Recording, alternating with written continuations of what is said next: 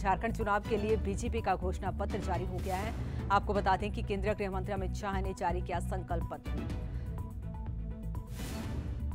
तो महिलाओं युवाओं पर विशेष रूप से फोकस इसमें किया गया है और जिस तरीके से 2 चरणों में झारखंड में चुनाव होने हैं। और चलिए आपको सीधा लिए चलते हैं क्या कुछ गृह मंत्री अमित शाह कह रहे हैं।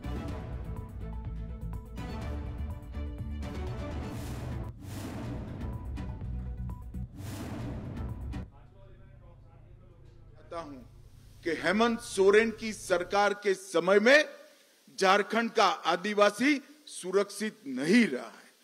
संथाल परगना में आदिवासियों की संख्या लगातार कम हो रही। घुसपैठिए यहां आकर हमारी बेटियों के लुभाकर उनके साथ शादी कर रहे हैं और भूमि पर कब्जा कर रहे हैं। ये समस्या अगर समय रहते रोकी नहीं जाती तो ना झारखंड की संस्कृति बचेगी, ना झारखंड की रोजगारी बचेगी, ना झारखंड की भूमि बचेगी, ना बेटियां भी सुरक्षित होगी। इसलिए भारतीय जनता पार्टी माटी, रोटी और बेटी को सुरक्षित करने का एक नारा लेकर आगे बढ़ गई। हमने झारखंड की एक ऐतिहासिक विरासत जो भगवान बिरसा मुंडा ने शुरू की, देश की सुरक्षा की, इसको माटी, रोटी, बेटी के साथ आदिवासी सम्मान के साथ जोड़कर आगे बढ़ाने का फैसला किया है। 15 नवंबर को मोदी जी ने जनजातीय गौरव दिवस मनाने का हमेशा के लिए निर्णय किया और बिरसा मुंडा की 150वीं जयंती को पूरा देश आदिवासी गौरव वर्ष के रूप में मनाएगा। समाज के पिछड़े वर्ग को भी हमने सम्मानित करने का काम किया है। अब तक काका साहेब कालेलकर कमीशन से लेकर मंडल आयोग तक कांग्रेस का इतिहास रहा है। कांग्रेस पिछड़ा वर्ग की विरोधी पार्टी रही। इन्होंने कभी भी पिछड़ा वर्ग के आरक्षण के लिए कुछ नहीं किया, पिछड़ा वर्ग के सम्मान के लिए नहीं किया। मोदी जी ने पिछड़ा वर्ग को संवैधानिक सम्मान देने का काम पिछड़ा वर्ग आयोग को संवैधानिक मान्यता देकर करा।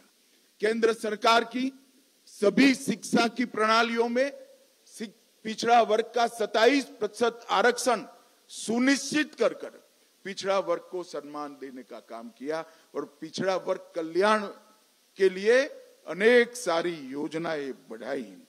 आज पहली बार देश में गौरव के साथ एक गरीब आदिवासी घर की बेटी द्रौपदी मुर्मू, संथाल की ही बिटिया, आज देश के आदिवासी पहले राष्ट्रपति बनने का गौरव प्राप्त की है। द्रौपदी जी झारखंड की ही राज्यपाल हुआ करती थी और पहली आदिवासी राष्ट्रपति बनने का उनको गौरव भी मिला है। मोदी सरकार ने झारखंड के विकास के लिए, सरकार चाहे किसी की भी रही हो, मोदी सरकार ने ढेर सारे काम किए हैं। अभी अभी हेमंत जी का एक भाषण देखकर मुझे हंसी आती थी। वो मोदी जी से 1 लाख करोड़ रुपए का हिसाब मांग रहे थे। हेमंत बाबू, मैं हिसाब लेकर आया हूं। अगर हिम्मत है तो इसका जवाब झारखंड की जनता को दीजिएगा।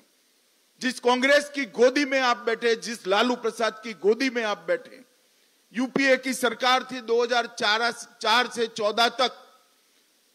यूपीए सरकार ने डिवोल्यूशन फंड और ग्रांट इन एड के माध्यम से झारखंड को 10 साल में कितना रुपया दिया? आप आंकड़ा जारी करिए। मुझे मालूम है कि आप आंकड़ा जारी नहीं करोगे, इसलिए मैं ही कर देता हूं। 10 साल में झारखंड को सिर्फ 84,000 करोड़ रुपया देने का काम यूपीए सरकार ने 2004 से 14 के बीच में किया और मोदी जी ने 2014 से 24 के बीच में 84,000 करोड़ के सामने 3,08,000 करोड़ रुपया मोदी जी ने देने का काम। जवाब आपको देना है हेमंत सोरेन जी, भारतीय जनता पार्टी को नहीं देना है। ये 3,80,000 करोड़ के अलावे 81,000 करोड़ रुपया इंफ्रास्ट्रक्चर के विकास के लिए 15,000 करोड़ रुपया सड़क निर्माण के लिए और 65,000 करोड़ रुपया रेलवे के विकास के लिए देने का काम भारतीय जनता पार्टी की केंद्र सरकार ने किया है।